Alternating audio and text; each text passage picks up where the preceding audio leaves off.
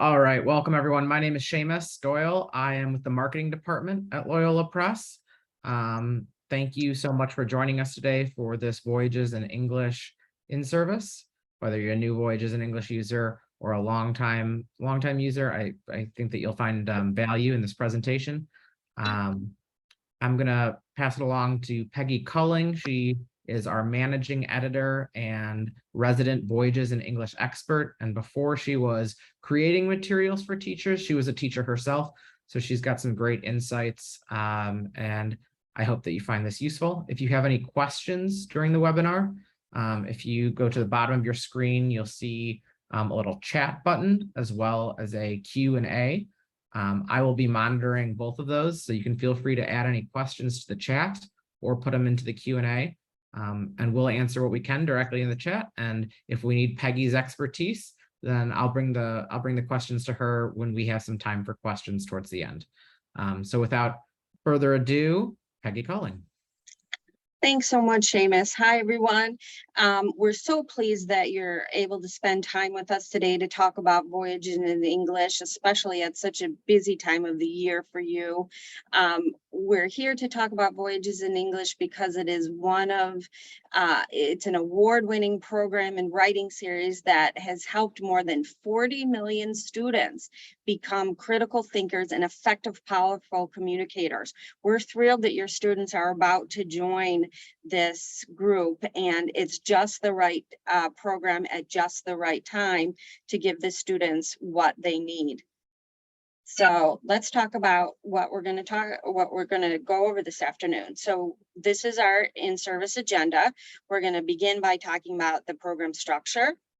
Then we're going to talk about creating a plan that works for you. We're going to look at some pages within the grade span of 3 through 8 and teaching both the grammar and writing lessons in 3 through 8. The same is true with K through 2. And then we're going to have some time at the end for questions. So the program components, there are 3. You'll see that it's a consistent instructional approach across all of the 3 different levels. The first level is the kindergarten level. The kindergarten level has 2 big books that relate to grammar topics. It has a writing card box and a teacher edition. The instructional approach, while it's the same, it gives the tools that are developmentally appropriate to teach to that grade. And you'll see that reflected as we move through the other grade levels. So in grades 1 and 2, we have student books. These student books are what we would term consumable. The students write directly in their soft cover books. That works that way because it is difficult for first and second graders to track from a book onto a separate sheet of paper. So these were designed for the students to do their work directly in the books. And then we have 3 through 8, and we're going to start with 3 through 8. And 3 through 8 has the hardcover student books. It has a practice book. It has a spiral bound teacher edition with wraparound instruction. It has a assessment book, and we're going to talk about all that today. So whether we're in kindergarten or in 8th grade, the structure is the same. It is 2 parts. Part 1 is grammar. And when we're talking about grammar, we're talking specifically about parts of speech, usage, mechanics, punctuation, capitalization, and sentence diagramming. We're going to talk a little bit more about sentence diagramming, but not that much. So if you really want to learn more about how sentence diagramming is approached in our Voyages in English program, along with the invitation you received for this webinar today, came on-demand trainings that relate to diagramming and some other topics. So we also have part 2, that's the writing part. Within writing, we always, again, no matter if it's grade K or grade 8, writing we are talking about the traits of effective writing, the characteristics of each genre. We deal with 6 genres in K through 12, K through 2, and in 3 through 8, there are 11 separate genre explorations per grade. Sentence structure, word and study skills, and a consistent writing process. That writing process is a 6-step process in grades K through 2 and a 7-step process in grades 3 through 8. So here are some possible approaches to teaching VIE, but the approaches are as varied as your imagination, but we're going to talk specifically about 3 approaches. The first approach is the focus on grammar approach. Then we have a focus on writing approach and an integrated approach. And the integrated approach is what we get a lot of questions about. So we're going to go more deeply into that way of presenting. So if you want to do the grammar approach, you might choose to focus on grammar using class instructional time to teach grammar 3 or 5 days per week. You would choose this approach if you really want to focus on having students develop or recover mastery of grammar concepts. You could do it 5 days a week. There is plenty of practice for that to happen 5 days a week. Or you can do it 3 days a week, where the other 2 days perhaps are related to literacy skills or novel study, a different aspect of English language, arts. You can focus on writing. This is a very popular approach. Get kids writing on day 1. So you might want to devote the majority of your English language arts instruction to the writing chapters. And then you can use the grammar chapters to provide just in time reteaching or additional practice or scaffolding of the background grammar skills the students need as they undertake their genre explorations in the writer's workshop. And you'll see that in grades 3 through 8. So what you see here is for grade 5. So in grades 3 through 8, you see that we have part 2 written and oral communication. We have 8 chapters, and then we have 3 bonus chapters. So a total, like I said, of 11 total opportunities to explore writing genres. And this is the integrated approach that we talked about, where you weave together the grammar instruction with the writing instruction, and you teach them at the same time on the same day. So you'll see, like we mentioned, that there's a 3-day-a-week plan where you specifically teach sentences and declarative and interrogative sentences, and then you begin the exploration of the personal narrative on the same day. And when we're talking about a day, as we explore more about this, we're talking about 50 minutes during that day devoted to this. So as we go forward, every time we talk about a day, we're talking about 50 minutes of instructional time. This is a page from your the front, the overview pages that you see in your teacher guide. So the teacher guide will give you an idea of how to get started with this particular 5-day-a-week, and this gives you an idea of how to carry it forward.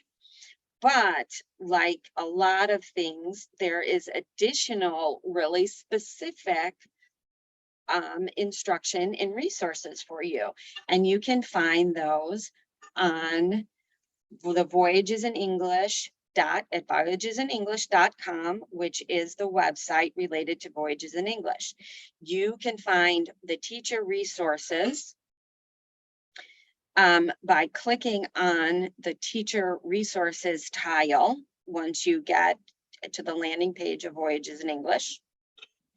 You then can select your grade level, and we're going to select grade 3, and you click on that.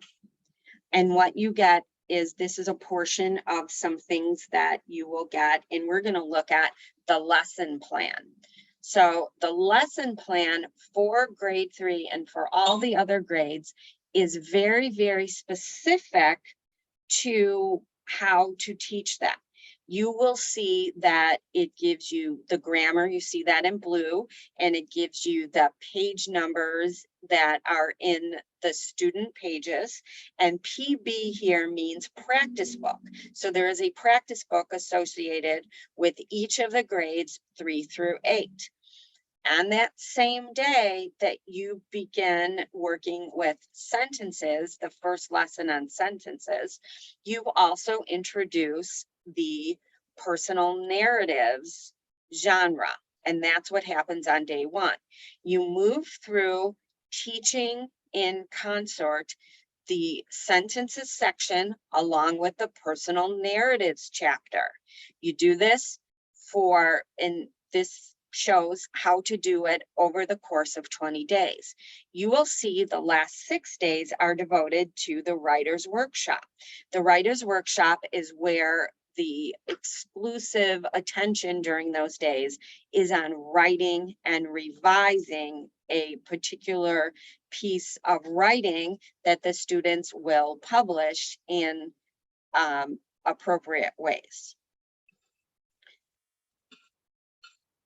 So what we're going to look at, we're going to start with 3 through 8, but please know again that the same approach, the same instructional approach, the instructional steps are the same through 3 through 8 as they are from K through 2. So every section has a section planner. The section planner has 2 pages. You will always see the section focus. So there are that many lessons and opportunities to explore nouns. The support materials call out each time in the section planner all of the pieces that are needed. So the practice book, which we talked about before, it is a workbook. It is a consumable workbook. The students do not do the exercises on a separate sheet of paper. Instead, they do it in their own practice book. So there is a practice book, which are the student worksheets. And there are also a answer key book that has the answers to all of the practice book questions. We have daily maintenance pages, and we're going to talk about a little bit about that. There is an assessment book, which is another consumable. It gives you the tests and quizzes that you can pull directly from that book to have students take. We also have the Loyola Press online assessment system, which if you're interested in that, there is another upcoming webinar that you may want to register for. And then, even though this is the noun section, we call out really specifically that this noun section goes with chapter 1 in the writing. And then the customizable lesson plans, which is what we just took a look at, and it is a reminder of where to find those. Connect with literature. You will see that there is always reconnecting to real life printed materials as references and exemplars. So this calls out 3 published books that you might use and explore with your group as you explore both nouns and you could call that out and use that as a way to further explore the nouns in the context of real writing. Then we have grammar for grown-ups. I don't know about you, but my teacher preparation really didn't give me a lot of strategies for teaching grammar. It did give me a lot of insight into teaching literacy and reading and novels and even writing, but grammar really wasn't really hard hit. And so a lot of people aren't really confident in their own grasp of grammar. So this puts it on not just learning about it from the kid's book, but gives it the context that you would need as a grown-up and defines it within adult level examples to tune you into the concept. And this is it. This is something that you see, these section planners, these 2-page section planners are available for each of the sections for the grammar. And then we have a common errors section. And one of the things that I always find so interesting about when I look at the common errors, I start seeing that error everywhere. I start seeing it in the crawl on news shows. I pick up these errors all the time. So it's kind of fun to look at that and to tune into it and even have your students tune into it as kind of a common error scavenger hunt where they see errors in their environmental print. And it's amazing how many of them that they're going to find. We have Ask an Expert. These are real questions that over the course of Voyages in English being in use that people will ask, and that sometimes we have reached out to experts and gotten their expert opinion and their expert weigh in on a particularly meaty or confusing grammar question. And these are the grammar questions here that are related to nouns. And we always have sentence diagramming. There's sentence diagramming included on this second planning page for each of these section planners in grammar, but there is an entire section devoted to diagramming. Again, we're not going to talk too much about that today, but if it's something you want to learn more about and how Voyages in English teaches that, please do avail yourself of the on-demand training that you received along with the invitation to today's webinar. So this is what it looks like in the teacher's edition on the first page of a lesson. You always will have the lesson objectives and you will have the daily maintenance. The daily maintenance is the practice book, and it gives you particularly what pages in that practice book relate to the daily maintenance. I like to think of the daily maintenance as a bell ringer. You put the page number on the board before class starts. They're not asking you, what should we do? What should we do next? What are we going to do today? They know that they're going to start with their practice book and they're going to do their daily maintenance. It allows you then to give immediate feedback. It sets the tone for what's going on. And it's a little way to get an idea about how well established understanding of that particular piece is. Now, what you will see throughout Voyages in English are these consistent instructional steps. So you'll have these same steps, whether we're looking at kindergarten, grade 3, grade 8, we'll always look at these instructional steps. So we have a warm up, we have the teach, we have practice, apply, and assess. And let's look at those as we see them on the pages of the teacher guide. So here's the warm up. And what do we do in the warm up? We use the best pedagogy that you can is to bring the student's experience into the discussion.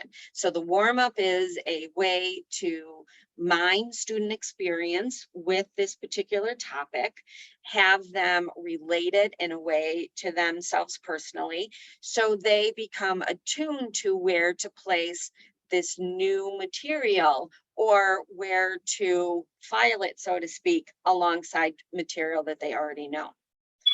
Teach is the way that this is introduced. This particular in what you see here, 1.1, is how to introduce common nouns.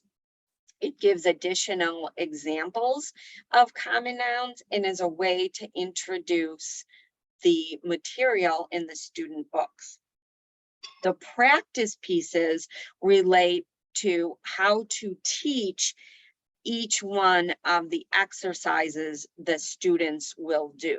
You may wish to have the students do these exercises at home and then come to class where you talk more about and debrief through their answers, or you might wish to have them do the work in class.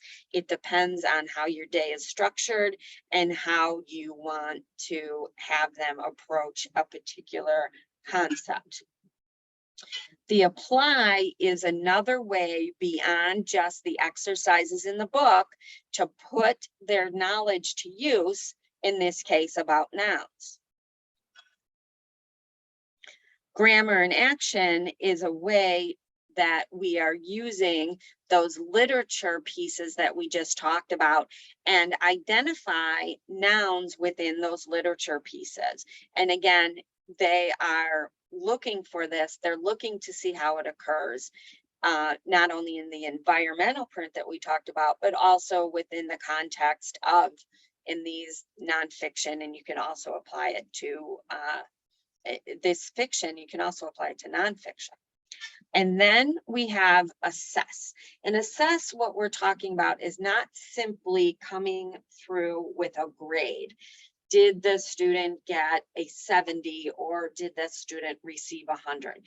But the idea is how well did students understand and internalize to this point this concept?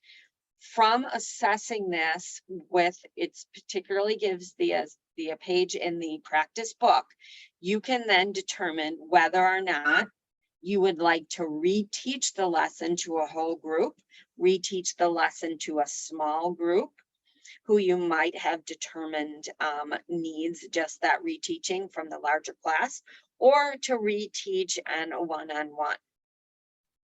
The assessing portion of it might also lead you to say some people need extra support with this. Instead of just having more of the same, there are different entry points to how to approach the instruction in a different way for those who need additional support.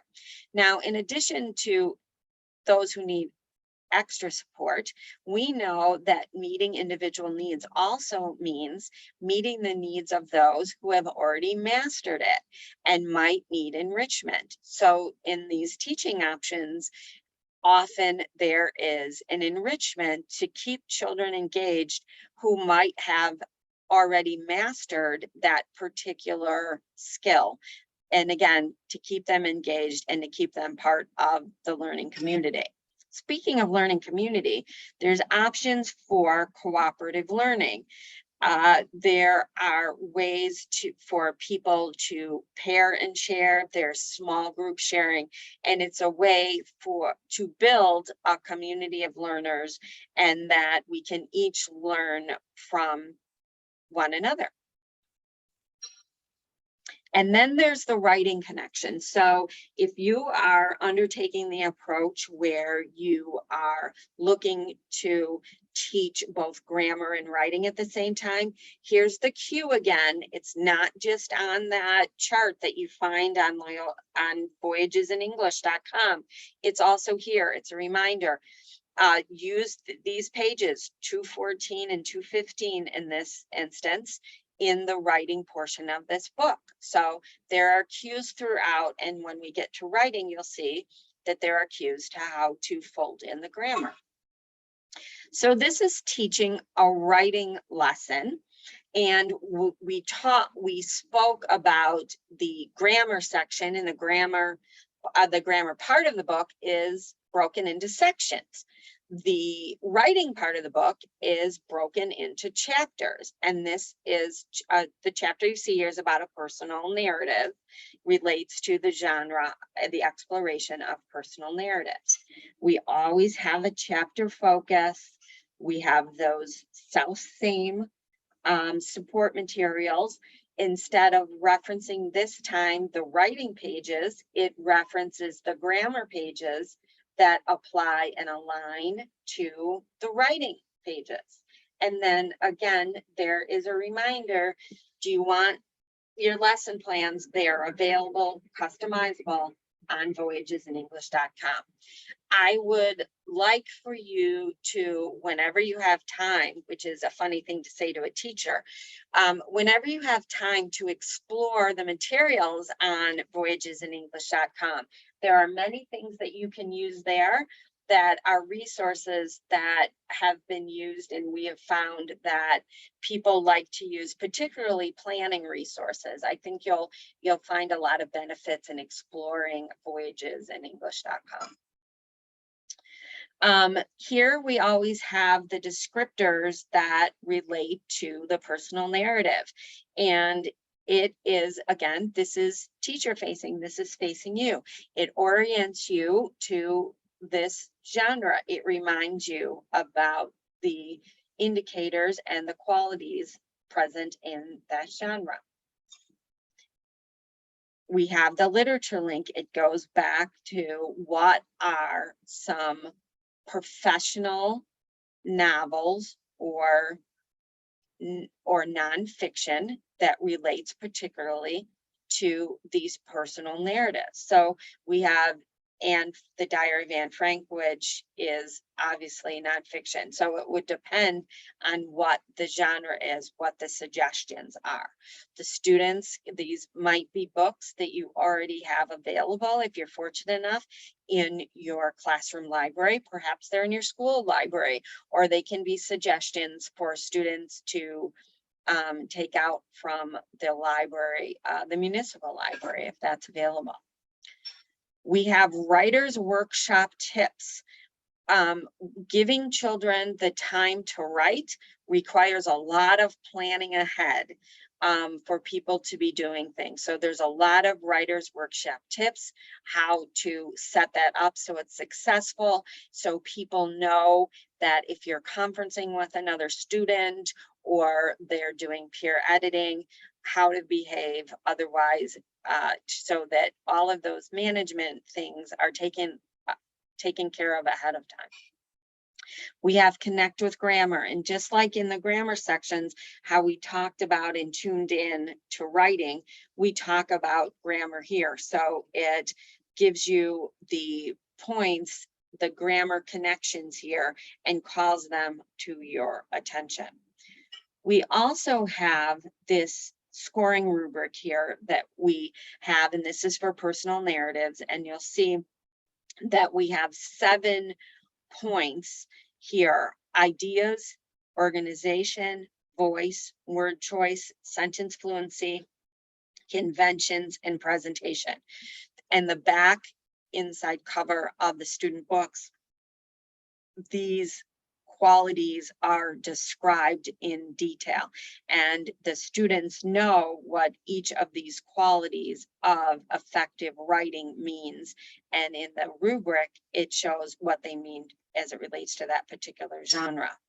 So you have a scoring rubric here, and you have a scoring rubric that is in a reproducible form for your scoring rubric.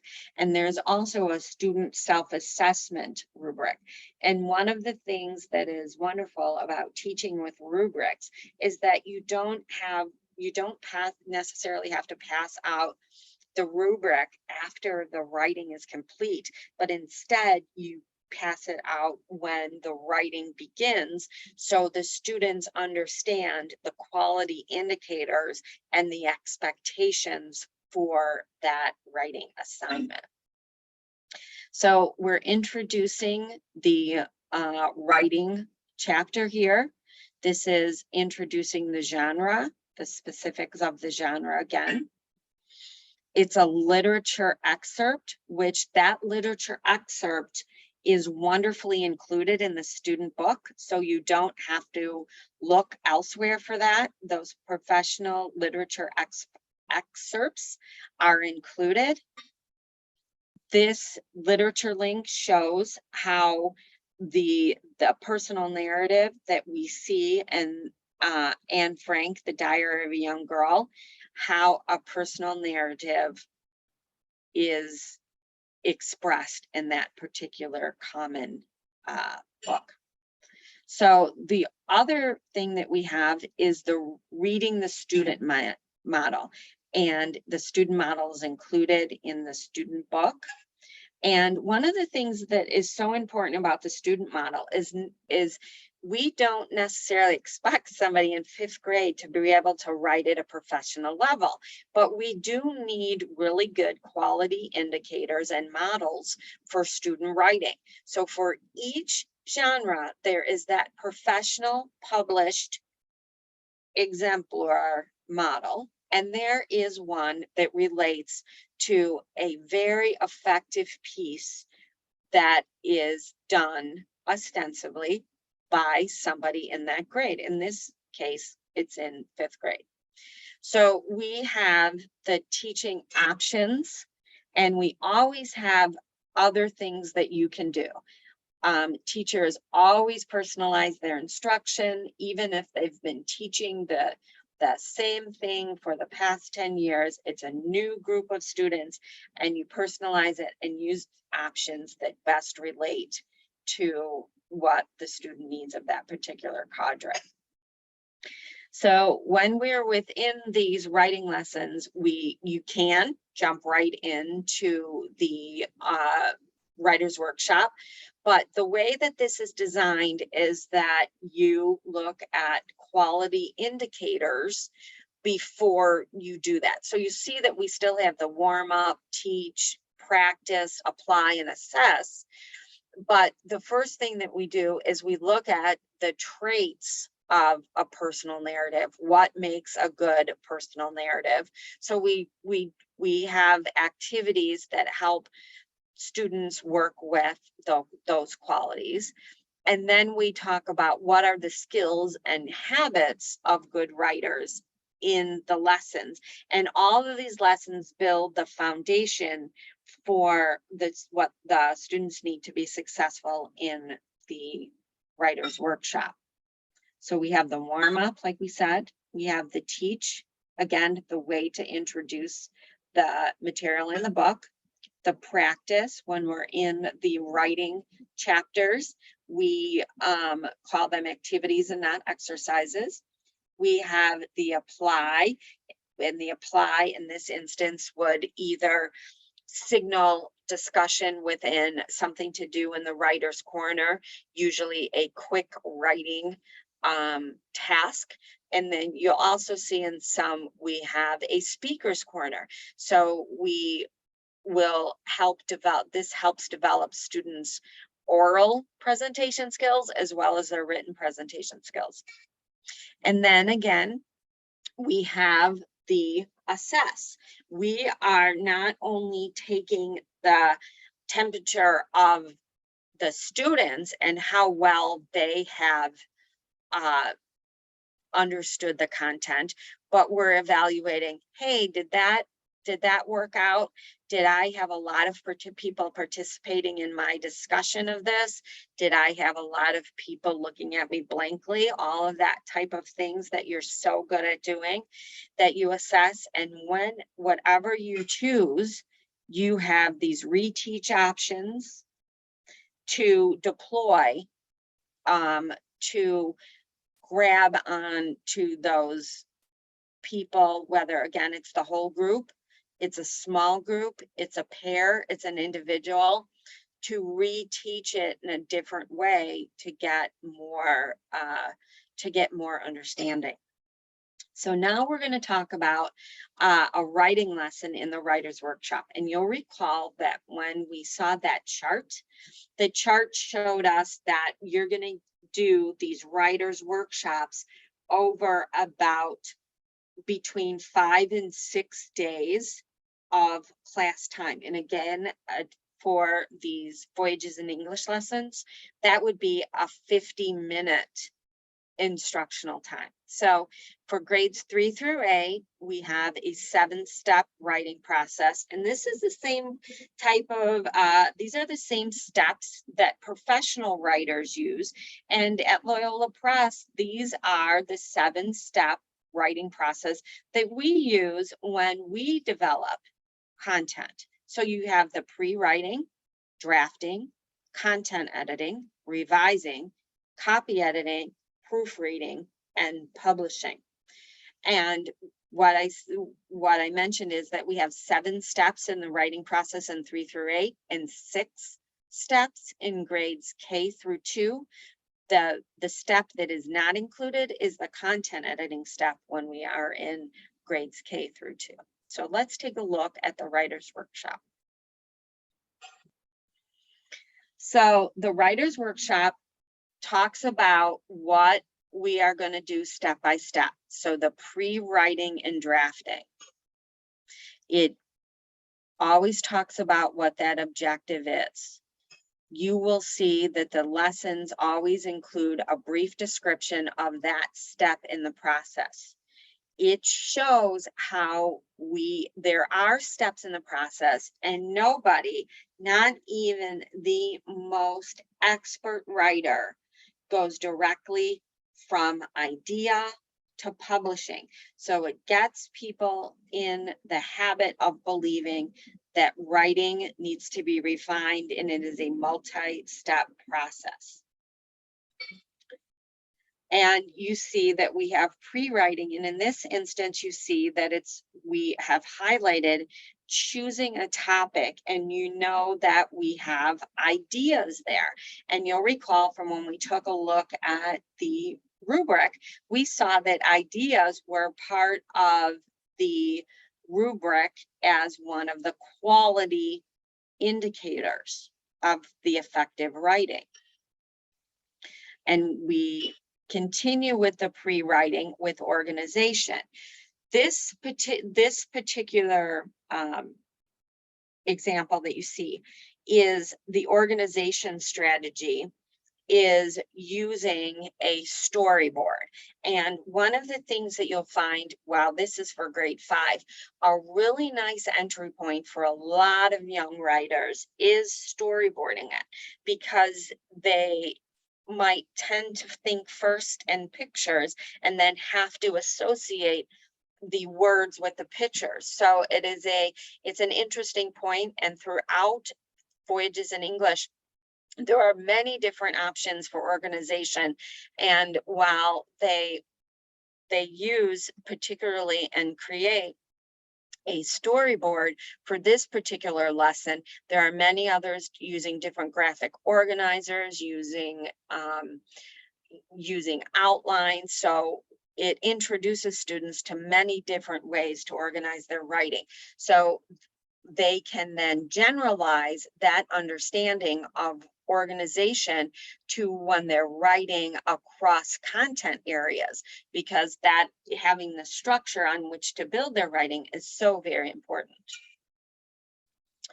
And then we have the drafting, where actually the students are putting pen to paper, or they're putting fingers to keys, and that they are bringing to life what they have thought of in their pre-writing. The your turn points out the difference between the instructional part of the text and when it's literally your turn, the student's turn to write. The emphasis is here in the your turn on voice. Again, that's another trait of effective writing, so that is called out very specifically. And then the teaching options. Here's different entry points of how to teach this that are in addition to what you see in the wrap text. Then we have content editing. And if you look on what is page 244 on your screen, you will see that there's a content editing checklist. And one of the things that I find or have found is that you will ask, did you do the content editing? And the answer you will get back is, yes, I did. But what this gives the student the ability to do is say, oh, I did these 5 tasks. Therefore, I know I did the content editing. So this doesn't leave anything mysterious. There is a content editing checklist. And if they reviewed what these particularly 5 points are, they have done their content editing. And then this demonstrates how to start an editing conference. Now, you can do an editing conference where you have one-on-one time with your particular student that you schedule. You can have peer writing conferences where there is peer editing.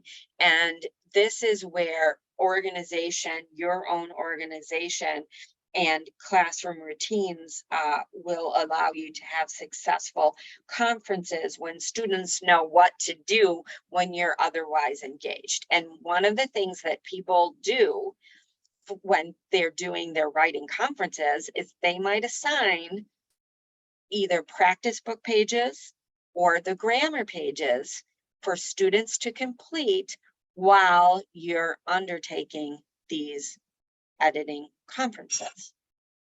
And then we're revising, and we have to build that resiliency that something needs to be revised, additional work needs to be done, and that there is work to be done anytime there is going to be a positive outcome.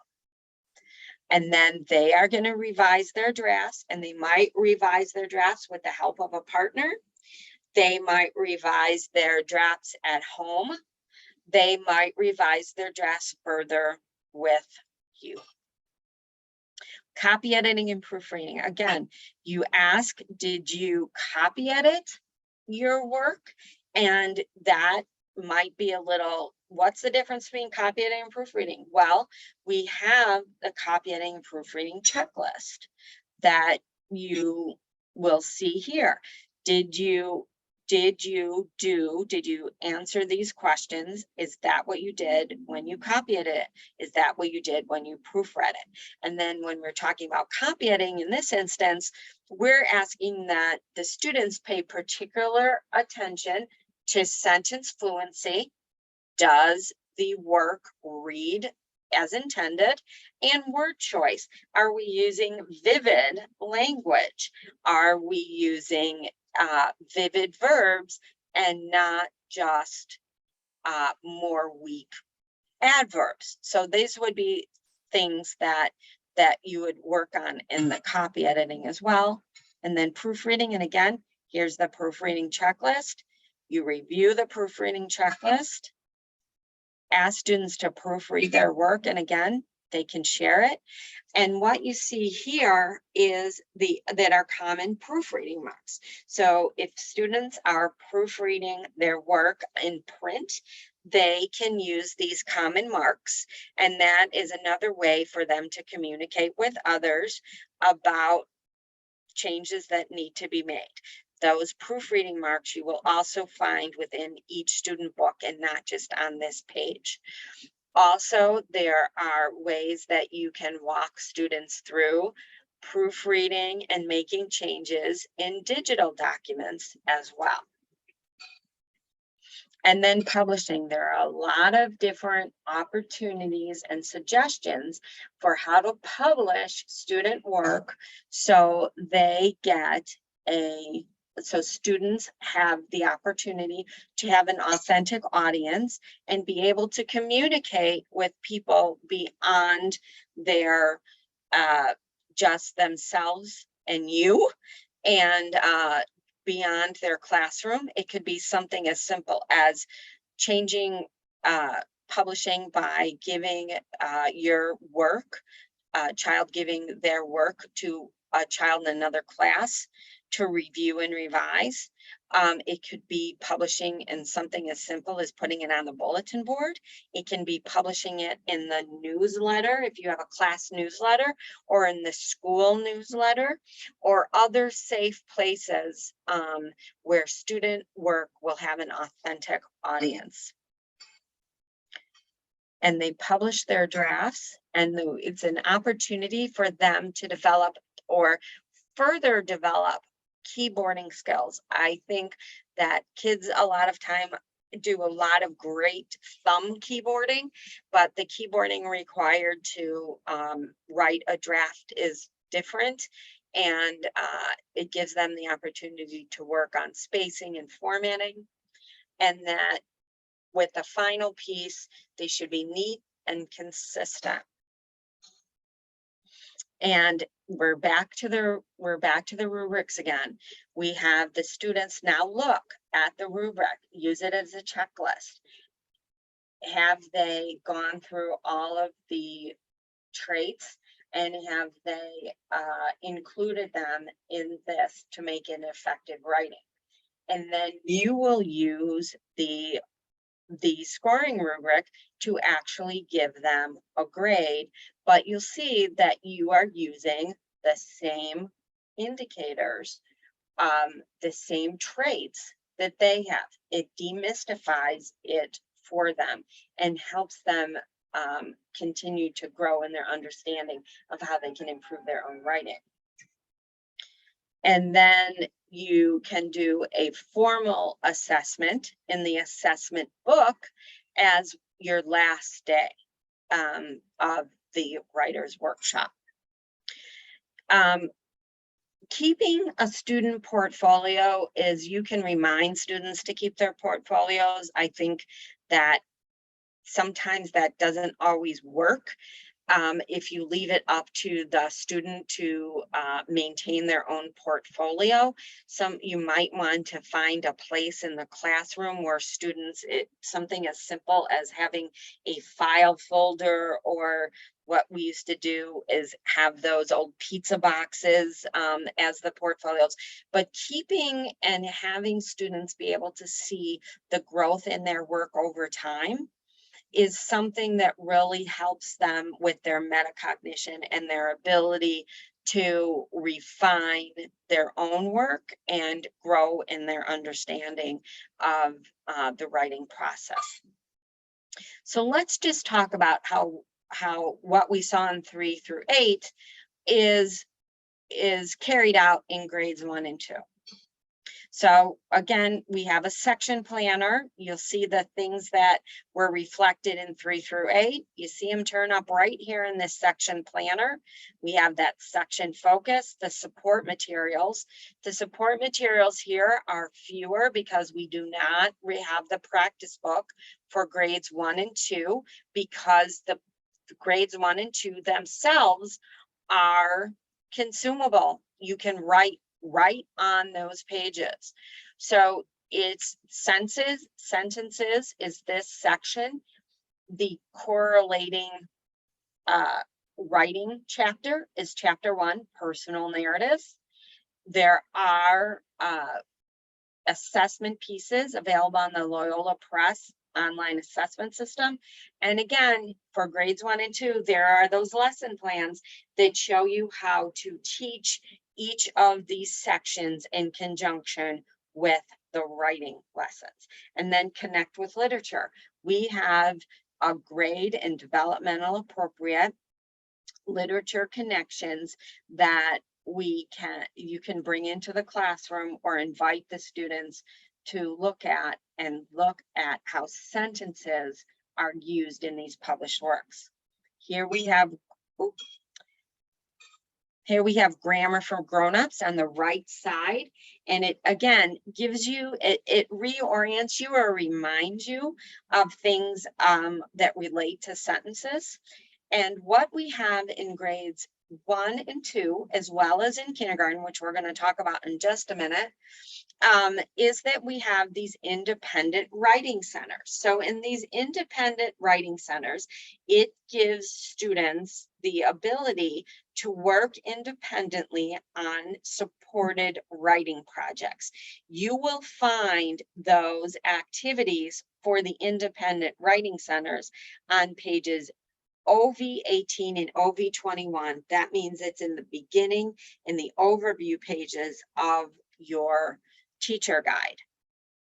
And when students are working in their independent writing centers and they are moving along these independent writing center activities in a routine manner, that will give you the time you need to do some individual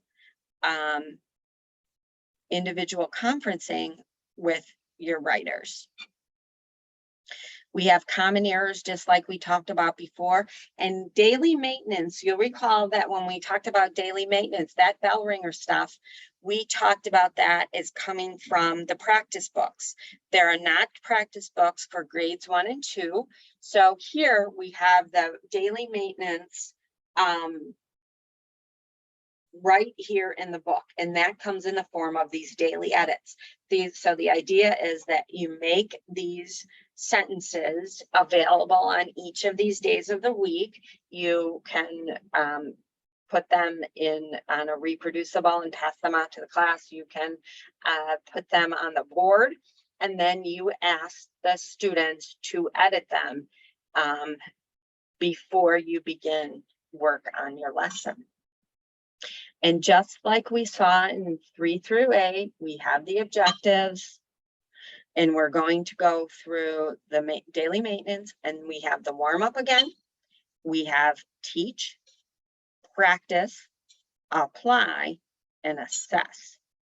And then you'll also see that we have reteach there. These are single pages. For some of them are single pages, some of them are double pages, but this in and of itself is a lesson, and it gives you the reteach possibilities that you may want to use once you assess how well the students have internalized or begun to understand the material. And this is teaching a writing lesson, and these again are 2 pages, and we have the chapter focus, we have the support materials, and we call out the rubrics and the online assessment system, the grammar pages that work, and there again is the lesson plans and a reminder of where we can find them. The daily sentence starters become where we start, and I think sentence starters are a lot of fun. And you probably have some sentence starters you like to use. This happens to be for how-to articles. So how-to articles sometimes are kind of fun because they could be how to do some silly things, like how a child would conceive that you would make a funny invention or a Rube Goldberg sort of device. So there's a lot of creativity that both you and the students can bring to this. We have the indications of what is a how-to article, what is any of those genre qualities that you would want to share and then orient yourself with. We have the writer's workshop tips. We have another reminder of possible links to literature that you could use. We have connect with grammar, and we have connect with grammar. And then we're also talking about those writing centers again. And we have the rubrics, just like in 3 through 8, we have 2 versions of the rubrics. We have the teacher scoring rubric, and we have the student self-assessment rubric. Even in grades 1 and 2, it's nice for the kids to have what they need to have so they know, and it demystifies what you're looking for. And then they can determine before they turn it over what pieces are included. Now you'll see that there isn't a real linking by word to these traits, but the traits are in there, and they're really nice affirmations that the children can check off, such as my article tells how to make or do something, yes or no. That is a very important trait of the how-to article, and reflects the traits of the how-to article. Introducing the chapter. I think this is starting to look familiar. We then, how do we start a lesson? It's the same thing. We talk about the elements of that particular genre. We do a warm-up activity. We can do a grammar connection. Again, if you want to just focus on the writing, you don't have to do the grammar. Again, this is an opportunity also to use that grammar, like we said at the beginning, that it can be used as a just-in-time teaching. where they might have learned something last year or maybe not learned it last year, but this gives you an opportunity to review or have the students work with the essential grammar skills that they would need to carry out writing a successful how-to article. And then we have teach, and we know that that's how to pretty much how to introduce the student page. And it calls attention to those, the student page. So they're not just hearing it, they're seeing it and hearing the instruction. The practice, which is guiding the students through the exercises there, and then applying it, how to use it outside of the four corners of the book.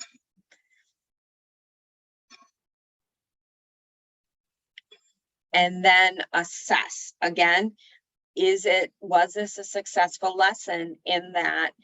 Does the whole group need a reteach? Does a portion of the group, does an individual student need reteaching? No. Which students had difficulty, and provide additional support as necessary. And again, as we said, it's not just the students that are not performing as you would expect, but those students who are already well versed in this material, giving them additional material or things to work on will maintain their engagement as well. And we have a writing workshop with a 6-step process in grades K1 and 2. And we have the pre-writing, drafting, editing, revising, proofreading, and publishing. What you don't see there is, remember, the content editing. But it has the same thing. What does proofreading? Did I proofread it? Oh, yeah, I did that. I guess I must have proofread it. So we walk through, and again, this is another opportunity to talk about those rubrics and portfolios, especially at the younger ages.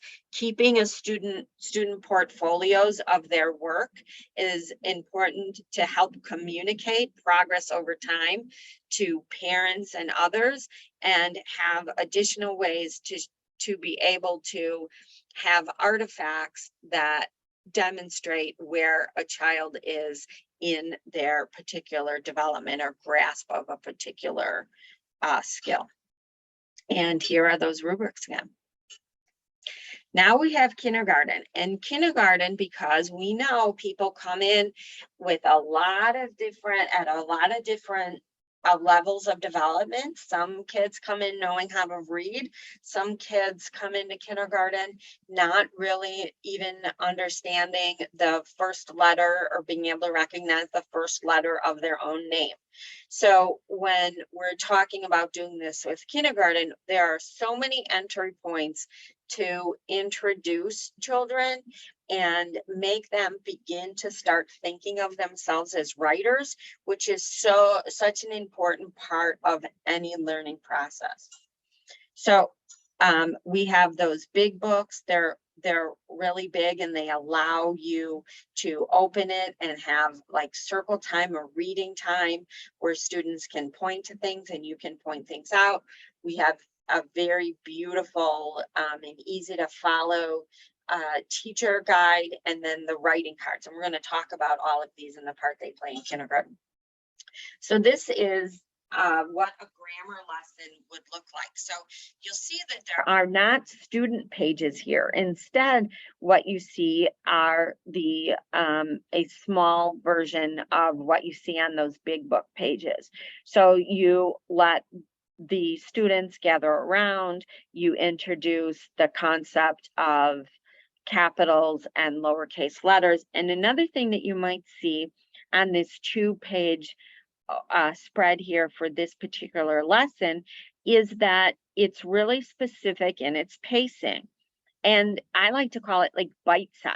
We're doing this in very small bites because we have, like I said, many different entry points to the idea of English language, writing and grammar with the children that come to us in kindergarten. So on day one, that's when we do the warm up. And again, the warm up is how do we connect what we're going to talk about to what children already know, to their prior knowledge. That's day one. That's not going to take 50 minutes. It's part of the regular instruction. It can be done at the end of maybe some literacy exercises. And that is day one. Day two is teach. This is where you're going to use the big book. It's going to introduce the concept. It's going to show examples of that in a dynamic way that the students can see and start to make sense of these letter symbols. And then practice, it's usually something where they begin to see the patterns in sentences by filling in portions of sentences. Applying would be using it outside of this, and also applying it by doing a reproducible. In this instance, it is a reproducible in this example of a reproducible where the students are they are tracing capital letters and lowercase letters. And it also provides for a game where there are two of those egg parts of those plastic eggs that you see. And the one part is the capital letter and the lower part is the lowercase letter. And students have to match the uppercase letter with the lowercase letter. So this is something that you'll see these ideas for these games and hands-on things developed through all of kindergarten. Again, it's a developmental entry point. It uses the real words for things, like it uses the word sentence and verb and noun and capital letters and lowercase letters and not small and large. So they don't have to relearn the real names when it comes time for them to take high stakes tests in third grade. I always called that, a little letter or a big letter.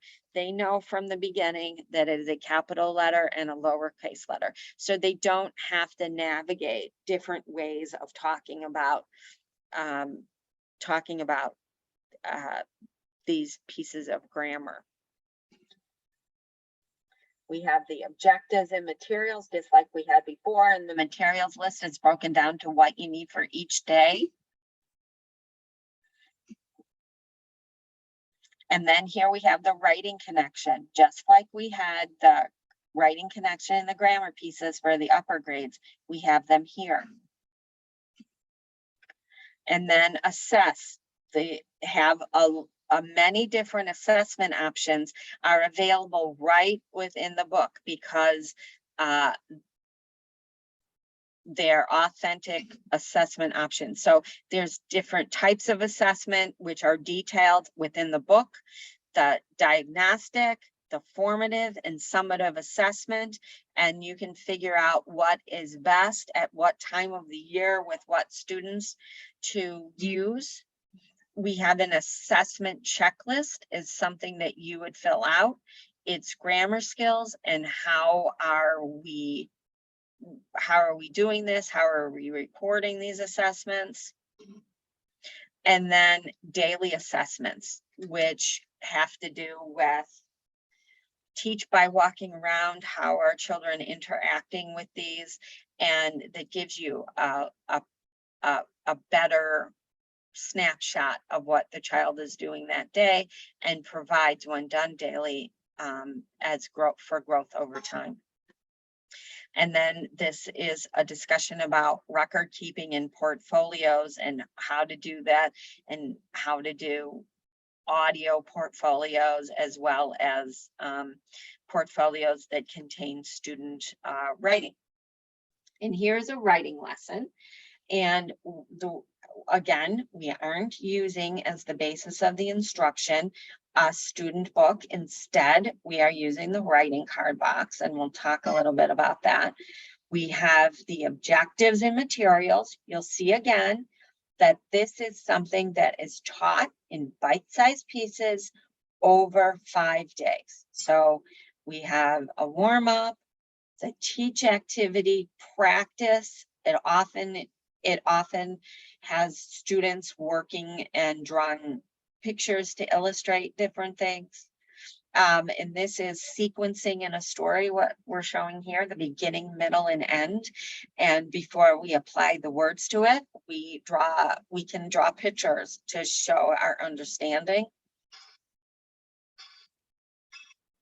And on day 4 is where we do shared writing. Shared writing can be done, as you know, on whiteboards. It can be done on flip charts, and where we give an overall a paragraph starter, and we work together as a group to come away with an entire paragraph. And there are step-by-step notes here again. Then this is one of the most appealing student teacher books I've ever seen. A lot of this beauty is left for the students, but I just really find this so engaging. Just the care that's given to what the teacher guide looks like. It just looks wonderful. And then in day 5 is where we're assessing the student writing and how are we doing that. We're not doing it anymore with the shared writing, but individual writing. And there are different entry points for six different genres. It's a level 1, a level 2, or a level 3, where the child starts, the child does not have to end. And that is a way to collect student writing samples. And it's the writing card box. And here's an example of a writing card from B.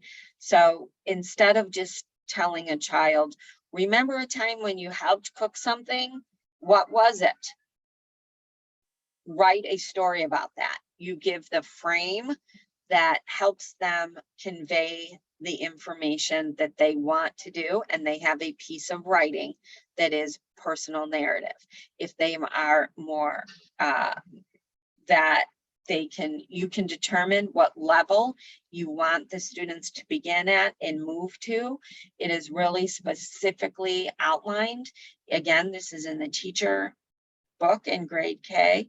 It's the independent writing assessment that gives you an idea of what writing card level to start with and how to move through the levels and how to then keep track of where the child is in their writing progress. And these are daily writing assessments. And this is how we're back to how we teach a lesson. This grade K also has those learning center activities, which you can find in the beginning of your teacher guide. And then online at voyagesinenglish.com, there is a lovely article about establishing learning center routines, which is a nice way to set up those learning centers. When you're on voyagesinenglish.com, by the way, there's nothing saying that you have to stay within your own grade when you're exploring the resources. So even if you're in an upper level and you're saying, I would like to do something with learning centers, what can I find about that? You'll see this in the kindergarten offerings. So look around in there, like I said, to see the resources that you can use to best build the classroom environment that will meet the needs of your students. And then we have the grammar, and we also have writing independent centers too. So do we have any questions that anybody has about anything that relates to Voyages in English? I'm not seeing any in the chat or the Q&A right now, but you guys can feel free to add any questions that you have about what Peggy's talked about, or if you have any other lingering questions. I would just like to remind you again, if there's anything that you missed in this presentation or need to review it, this presentation and recording in this presentation will be available, but also in the invitation that came along with the invitation to today's webinar were links to on-demand training that related to specifics for the kindergarten program, for the program for grades 1 and 2, and for 3 through 8. So that is an even more in-depth exploration of that. So if you want to spend time exploring those when you have more time, please do that. Also, as we just touched on briefly, the overview pages of all of the teacher guides include information about the components and how to use those components, the resources, and how to find those resources. All right, we do have a couple questions. One is, do you have online textbooks available? And the answer to that is yes, we do. I just posted a link to the Loyola Press store where you can see all the digital textbooks, but you can also order digital textbooks by reaching out to customer service, and I will post the phone number for customer service in the chat. Is this the phone number, Seamus, too? Is that what I'm showing right now? Number. That is correct. I'll put it in the chat still so people can copy it if they'd like to, or by reaching out to their educational consultant. Another question, can you please repost the link to the on-demand trainings? Yes, I can. We'll include them in a follow-up email to everyone who registered for the event. So we'll include the recording, and then we'll also re-include the links to the on-demand trainings. You're welcome, Catherine.